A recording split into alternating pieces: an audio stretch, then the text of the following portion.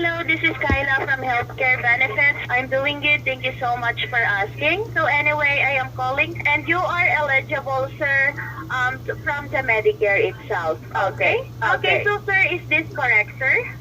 29. Can I know you are okay, may I know please your street? Okay, again, 230 South. Okay, 230 South. Okay, 230 South. Okay, yes, sir, I will note that.